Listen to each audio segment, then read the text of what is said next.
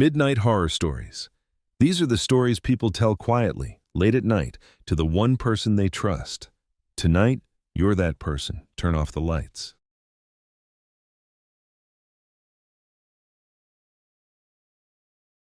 The cabin. My husband and I have a tradition of taking a trip every autumn. Nothing fancy. We both work demanding jobs, and neither of us wants a resort or a city break in October. We just want to be somewhere quiet for a few days, with no particular schedule. We've done this for about 8 years now, rental cottages mostly, remote ones when we can find them. The further from other people, the better, as far as both of us are concerned. This was 3 autumns ago. We'd found a cabin in the mountains of western North Carolina through a rental platform, a private listing, good reviews. The owner was a local man who'd built the cabin himself on land that had been in his family for generations. 2 bedrooms, a wood stove, a porch that faced west over a long wooded valley. The photos were exactly what we were looking for. We booked it for 5 nights. The drive-in was the first thing. The cabin was about 12 miles from the nearest small town, and the last 4 miles were on an unpaved forest road that the listing had warned about, but that was rougher than we'd anticipated. By the time we arrived, we were fairly sure our hire car had taken some damage to the underside that we'd be arguing about with the rental company later. The cabin itself was everything the photos had suggested. Well-built, well-maintained, properly remote. No phone signal, Wi-Fi that worked intermittently. The nearest neighbor was about 2 miles down the road. We settled in quickly, the way you do when a place feels right. Made a fire, ate well, sat on the porch until it got too cold.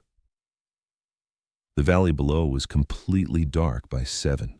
No lights anywhere, no sound except the wind in the trees and what I think was a creek somewhere below the tree line. My husband fell asleep before 9, which is what happens when he actually relaxes. I stayed up a bit later, reading.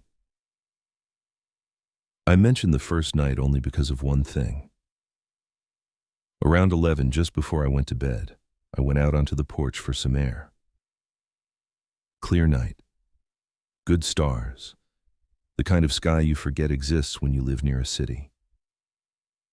I stood there for a few minutes. And then, somewhere down the slope below the cabin, not far, maybe 100 meters into the trees, I heard something. A sound I can only describe as rhythmic knocking. Wood on wood, maybe, or something similar. 3 knocks. A pause. 3 knocks. Twice. And then it stopped. I stood and listened for a while. It didn't repeat. I went to bed and told myself it was an animal, woodpecker behavior, something like that. Though it was late for a woodpecker, and the rhythm had been too deliberate. I didn't mention it to my husband in the morning. The second day was fine. We hiked a trail about 6 miles from the cabin, came back tired, ate dinner, went to bed at a reasonable hour. Nothing unusual. The third day was when things shifted. We'd been out most of the day and got back to the cabin around 4. As I was getting things out of the car, I noticed something at the edge of the tree line, about 50 meters from the cabin. It took me a moment to work out what I was looking at. There was a pile of stones. Not a natural formation, deliberately stacked, maybe 8 or 9 flat stones balanced into a rough cairn, sitting at the point where the grass of the clearing met the tree line. I was certain it hadn't been there when we left in the morning. I showed my husband. He looked at it for a moment and said it was probably something the owner had put there, or had been there for years and we'd simply never noticed it. Both possible. We went inside. But I kept thinking about it through the evening. The cairn was positioned facing the cabin door, directly. Not off to one side, not just inside the tree line. Right at the edge, centered, facing the door. And I was as sure as I could be that it hadn't been there in the morning. I have a habit of scanning the surroundings when I arrive somewhere new, and I'd done it when we left, and I didn't think I'd have missed a stack of stones sitting in the clearing. That night I woke up at around 2. I'm not normally a light sleeper, but something had woken me. I didn't know what. I lay still for a moment. And then I heard it again. The knocking. Same as the first night. 3 slow knocks, a pause, 3 more. Somewhere below the cabin, in the trees. I woke my husband. He heard the next set.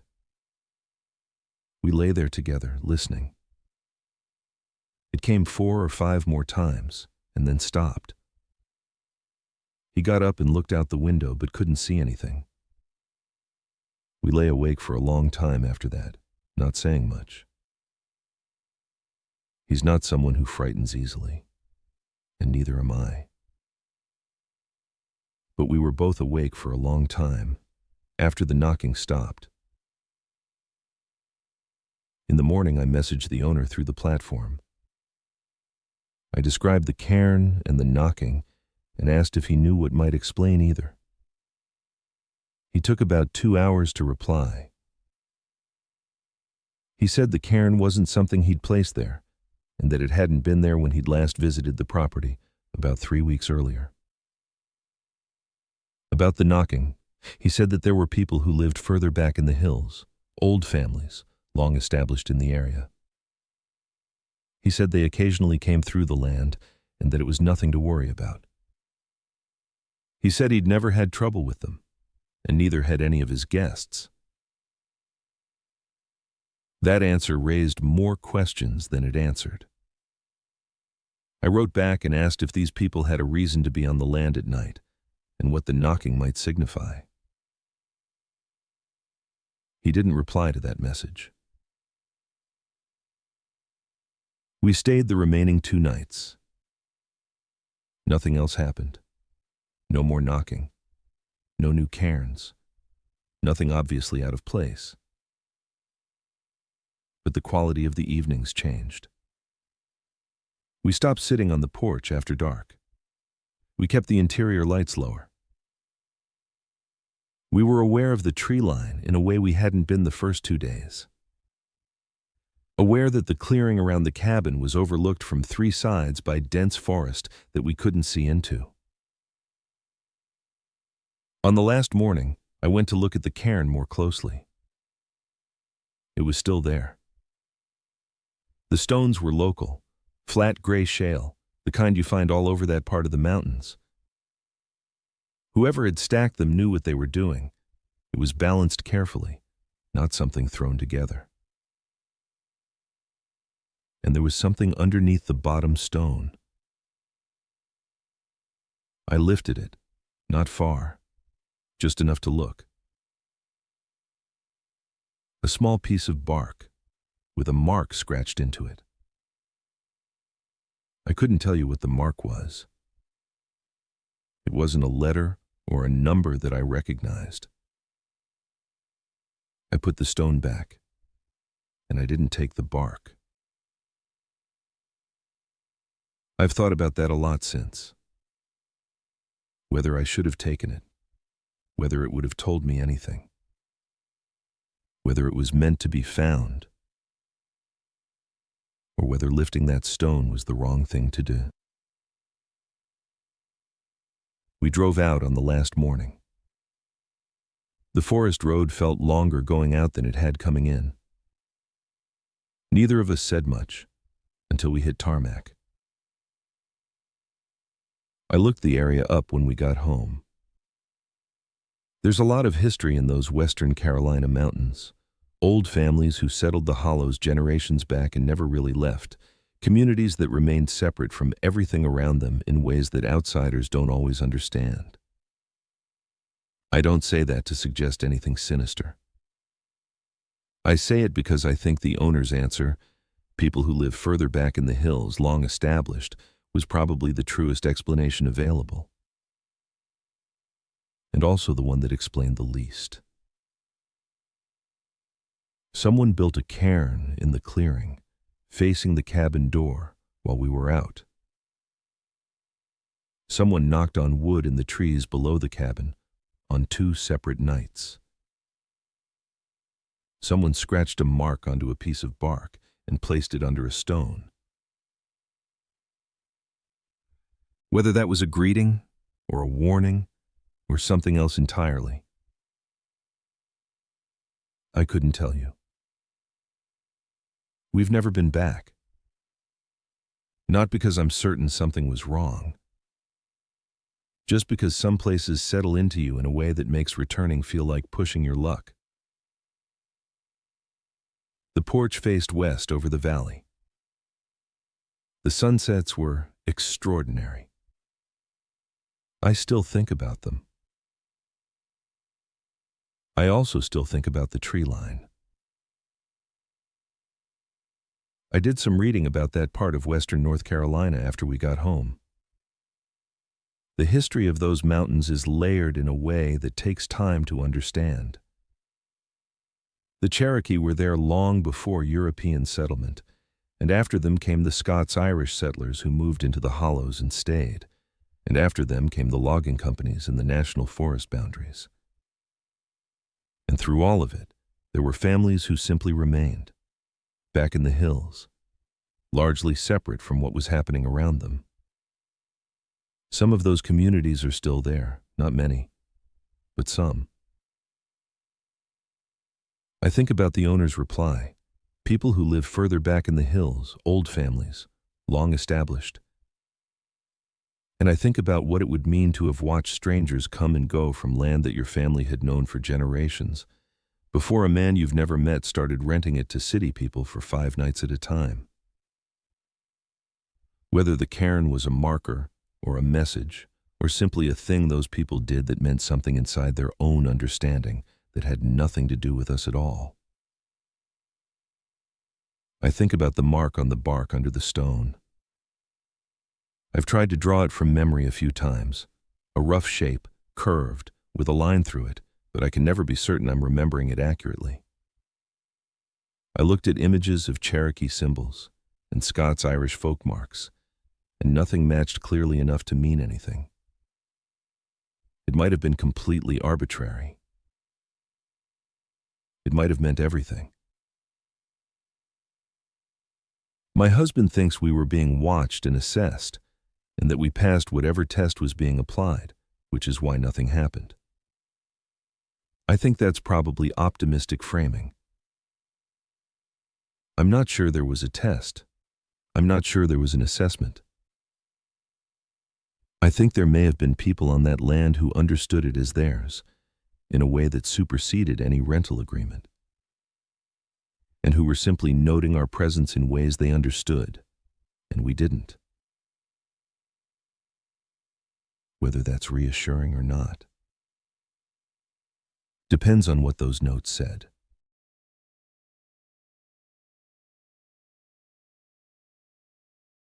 The Ridgeline. I've been hiking since I was about 12. My dad used to take me out on weekends. Nothing serious at first, just local trails, day hikes, the kind of thing you do with a kid to get them off a screen. But it stuck with me in a way it didn't stick with him, and by the time I was in my 20s, I was doing multi-day trips on my own. Solo hiking is something a lot of people don't understand until they've done it. There's a particular quality to the silence out there that you don't get anywhere else. No signal, no obligations, just the trail in your own head. I've always found it clarifying. I'd done sections of the Appalachian Trail before, a few days here, a long weekend there, but this trip was the longest I'd attempted solo. 6 days, starting from a trailhead in southwest Virginia and working north. I'd planned it carefully, knew the terrain, had done the elevation profiles. The section I was covering was remote, but well-traveled by AT standards. You expect to see other hikers. That's part of it. The first 2 days were everything I'd hoped for. Good weather, good miles, no issues. I was moving well and my pack weight was where I wanted it. I camped at a shelter the first night. There were 3 other hikers there, a couple doing a section hike and a solo guy heading south. And the second night, I pushed on past the shelter to a flat spot I'd noted on the map, wanting the solitude. The third day is the one I'm describing. I was up at first light and on the trail by 5:30. The section that day crossed a long, exposed ridgeline, maybe 4 miles of it, before dropping back into forest and following a creek down to the next shelter. The ridgeline was the part I'd been looking forward to most. Clear day, long views, the kind of walking where you feel like you can see the shape of everything. I was about a mile onto the ridgeline when I became aware of something moving in the tree line below me to the limb. The trail runs along the spine of the ridge, and on the left side the slope drops away into dense forest, maybe 30 or 40 meters below the trail level. I caught movement down there. Not a deer. The movement was wrong for a deer. I stopped to look. I couldn't see anything clearly. The trees were thick and the light was coming from the wrong angle. I stood for maybe 30 seconds, watching. Nothing. I put it down to a deer I hadn't gotten a proper look at and kept walking. 20 minutes later, I stopped to check my map and eat something. Ridgeline, no shade, warm morning. I sat on a rock just off the trail and got my food out. While I was sitting there, I looked back the way I'd come, which you do automatically, checking your progress, getting a feel for the shape of the trail. There was something at the tree line. Back where the forest started, at the point where the trail emerged onto the exposed ridge. A shape standing at the edge of the trees. Too far away to make out clearly, maybe 300 meters back. Upright. Still. I looked at it for a long time. The shape didn't move. At that distance, I couldn't tell you what it was. It was tall, taller than you'd expect from a deer, and the wrong shape for a bear, too thin and too upright. I'm not someone who jumps to conclusions about what I see in the woods. I've had deer look like people, and people look like deer, and stumps and rocks look like both. I know how the eye plays tricks in low or flat light, how the brain assembles shapes out of incomplete information. I sat there for a good 2 minutes and went through all of those explanations. The shape didn't move the entire time I was looking at it. When I finally stood up and turned back to the trail and walked on, I had an uncomfortable awareness of my back. That particular feeling of being watched from behind that you can't fully rationalize away. I covered the rest of the ridgeline without stopping. 4 miles is a long way when you're moving with purpose, probably an hour and 20 minutes at my pace. By the time I dropped back into the forest, I'd mostly settled myself. Whatever I'd seen was behind me, and the trees were back and the trail was narrower and more enclosed and felt safer for it. Which is an odd thing to say about dense remote woodland, but there it is. I reached the creek and followed it down toward the shelter. The sound of the water helped. I was back in my normal rhythm. I got to the shelter in the early afternoon. There was one other person there, a woman, maybe 50s, experienced looking, good gear, doing a solo section going south. We talked for a while the way you do on the trail, comparing notes on the section, talking about conditions. At some point I mentioned, casually, the shape I'd seen at the treeline on the ridgeline. She stopped what she was doing and looked at me. She said she'd seen something similar 2 days earlier. Different section, further south but also on an exposed ridge. She'd been moving and had caught movement in the tree line below the trail and stopped to look.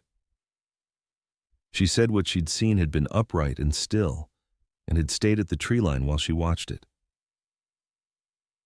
She'd waited long enough that she'd convinced herself it was a person, a hiker who'd come off the trail for some reason and was standing in the trees. But they hadn't called out, and she hadn't called out, and after a while, she'd just walked on. She said she'd thought about it every day since.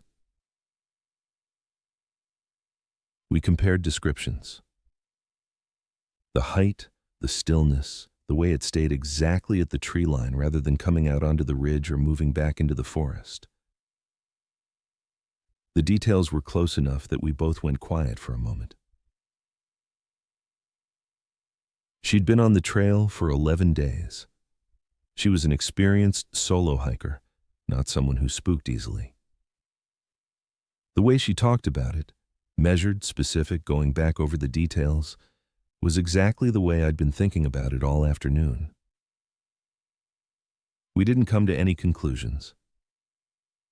Neither of us had a good explanation. She mentioned that there were sections of this part of the AT that ran close to private land, that occasionally you'd see people who lived back in the hills watching the trail, and that some of them were fine and some of them were less fine, and most experienced hikers just kept moving and didn't make eye contact.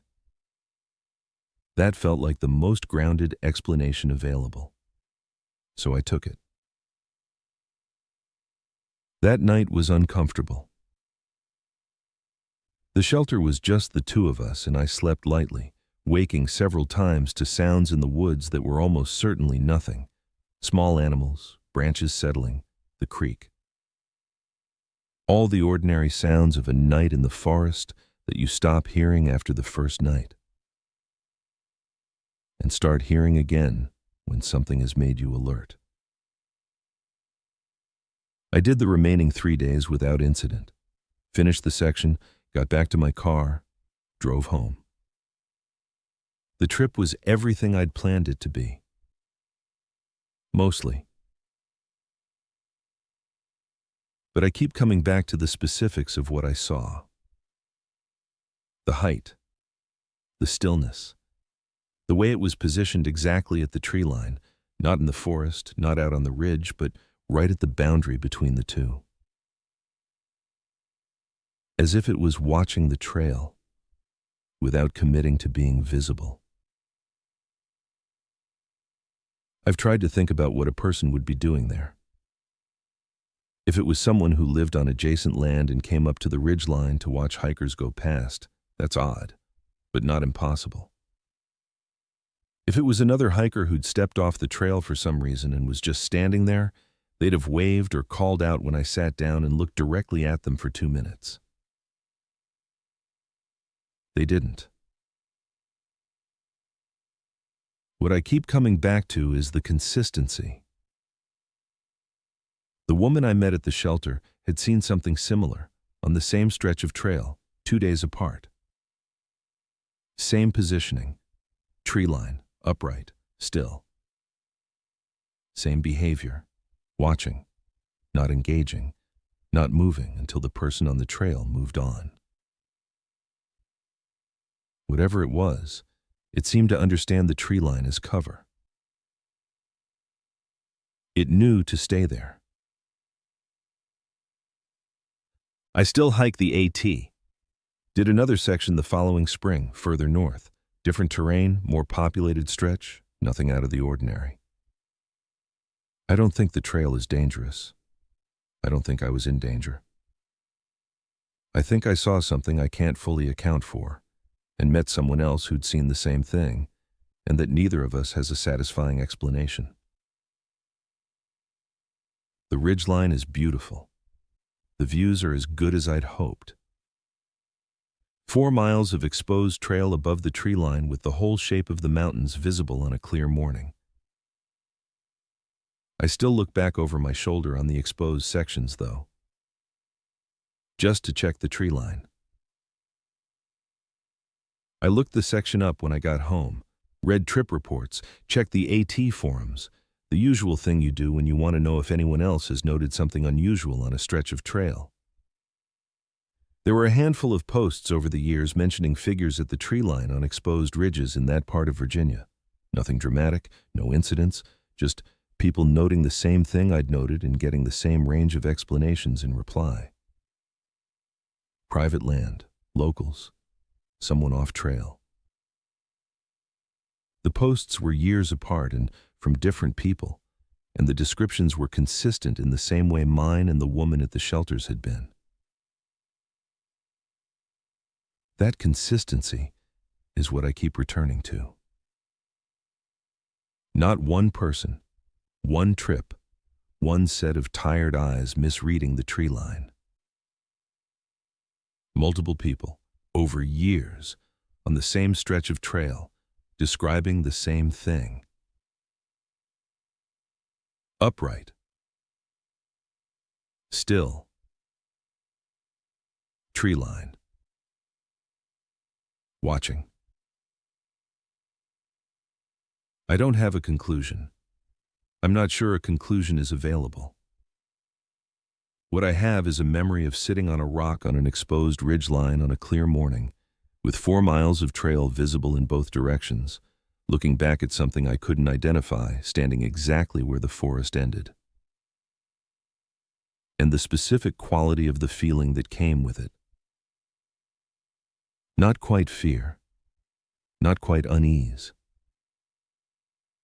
Something older and more animal than either of those words suggests. The trail is still there, the ridgeline is still there. People hike it every week through the season, and most of them come back with nothing to report except good views and tired legs. Maybe whatever I saw was there that morning and gone the next. Maybe it's always there, and most people just don't stop long enough to look. I stop now. Every exposed ridgeline, every point where the trail breaks out of the trees. I stop, and I look at the tree line properly before I move on.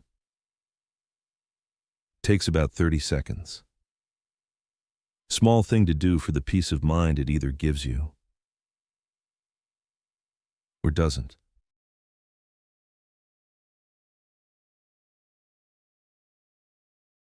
The creek.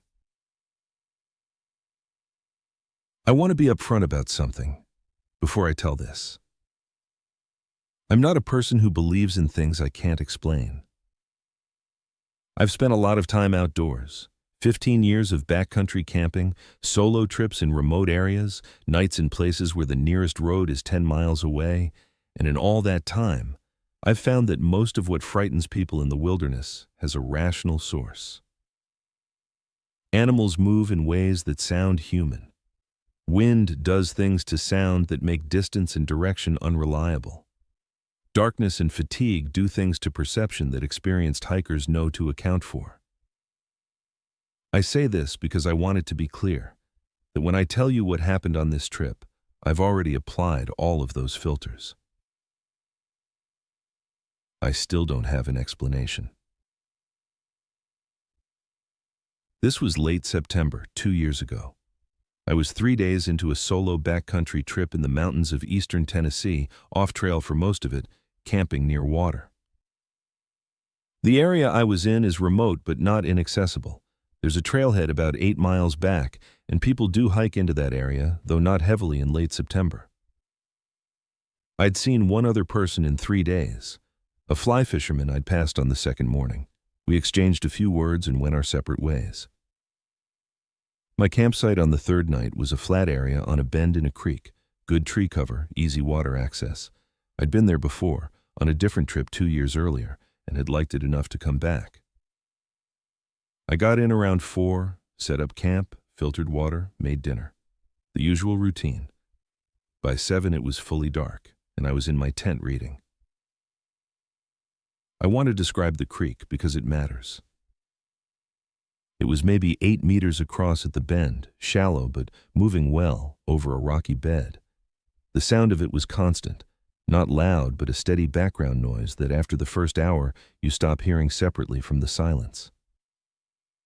On a still night in the backcountry, you learn to pick sounds out from that background. Footsteps, snapping branches, the movement of something in the undergrowth.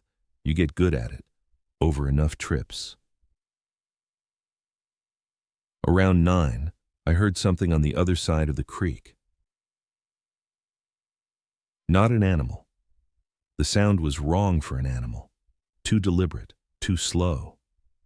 Footsteps, heavy ones, moving parallel to the creek on the opposite bank. I lay still and listened. They continued for maybe 20 seconds, and then stopped. I unzipped the tent slowly and looked out.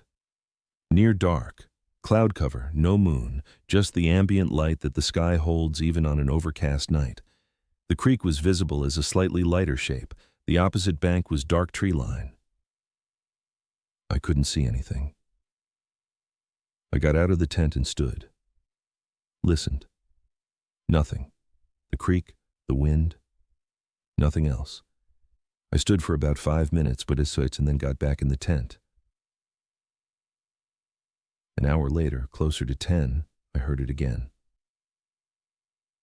This time it was closer. Not on the opposite bank, but upstream, on my side of the creek, maybe 30 meters away. The same heavy, deliberate footsteps. I lay completely still. They moved slowly toward the camp, and then stopped. I will be honest about what I felt in that moment. Not panic. I've been in situations where animals have come close to camp, and panic is the wrong response. It was something colder than panic, a very specific alertness that puts everything else in your head aside. I had my bear canister outside the tent, and nothing scented inside it. I went through the mental checklist, but the sound wasn't right for a bear. A bear moves differently, more variable in rhythm, heavier, and they don't stop like that, with intention.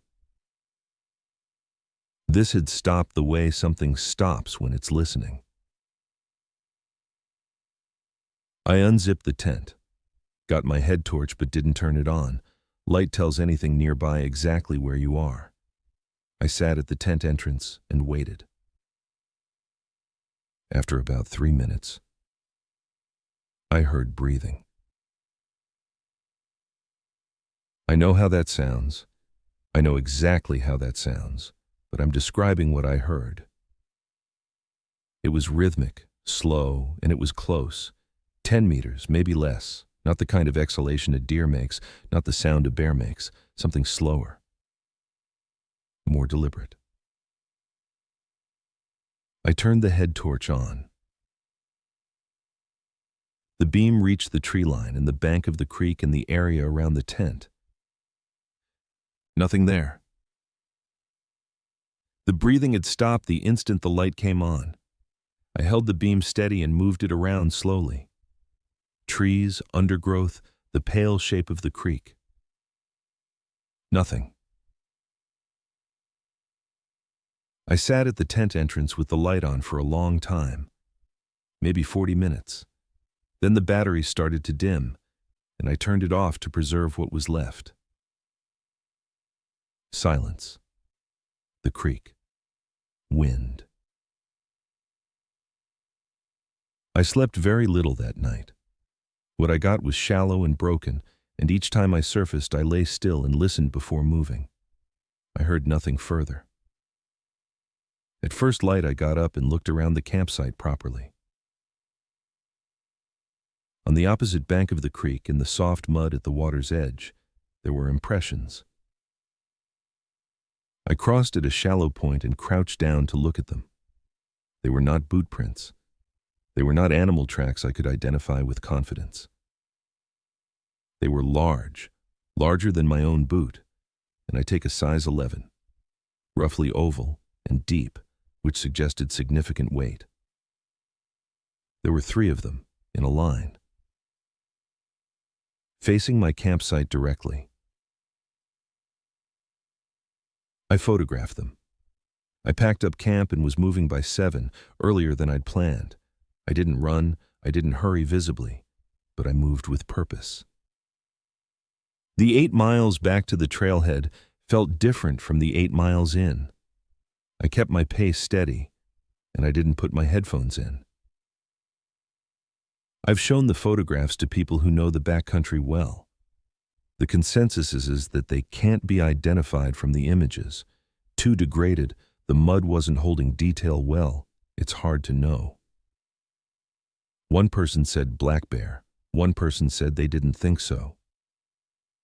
Nobody said anything else, which might mean they were being diplomatic. I've looked into the area since. There are stories associated with those Tennessee mountains. There are stories associated with most of the Appalachians if you dig enough, but I don't put much weight on folklore. What I put weight on is what I heard and what I found in the mud. The breathing is what I can't account for.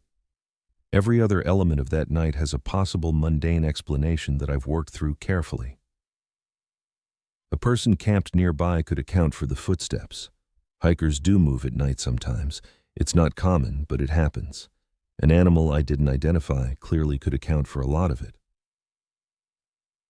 But the breathing was close, and it was controlled, and it stopped the instant I turned the light on.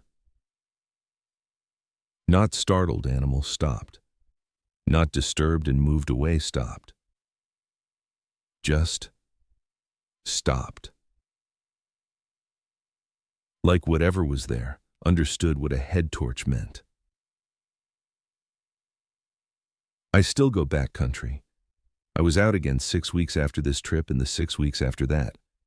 I'm not someone who stops doing something because of one bad night. But I camp differently now in remote areas. I position the tent so the entrance faces an open area rather than treeline. I keep the head torch inside the sleeping bag where it's accessible without sitting up. I don't filter water after dark if I can help it, because standing at a creek bank at night with your attention on the pump means your attention isn't on the tree line. Small adjustments. The kind of thing an experienced person develops over time and passes on to less experienced people is good practice, without always explaining exactly where the practice came from. I know where mine came from. That creek in eastern Tennessee at 10 o'clock on a September night with something breathing slowly in the dark, 10 meters from my tent. I've never gone back to that campsite, not because I think something would happen again, just because some places you only need to visit once for them to stay with you. That one stayed with me. I've talked to other backcountry hikers about that night more times than I can count, not looking for validation or for someone to tell me what it was, just the way you process something by talking it through with people who understand the context. The outdoors community has a split response to these stories. Half the people I've told have a ready explanation: bear, elk, another hiker, the way sound travels strangely near water, the way exhaustion affects perception on the 3rd night of a solo trip. I've sat with all of those explanations carefully, and I don't dismiss any of them. The other half go quiet in a particular way, not scared, not disbelieving, just quiet, like they have their own version of it somewhere. I've had 3 separate people, experienced backcountry hikers, all of them, tell me after I've told this story that they'd had a night in remote terrain where something had been close to camp and behaved in a way they couldn't account for. None of them had told many people. It's the kind of thing that's hard to say out loud without feeling like you're making a claim you can't support. I understand that feeling exactly. The photographs are still on my phone. I've looked at them a lot. The impressions in the mud at the creek edge, 3 of them in a line facing the campsite. They don't resolve into a clear identification no matter how many times I look. They're just shapes in soft mud on a Tennessee riverbank that something made while I was in my tent on the other side of the water. Something that crossed to my side of the creek at some point during the night and stood close enough that I could hear it breathing. And then understood, when the light came on, to stop.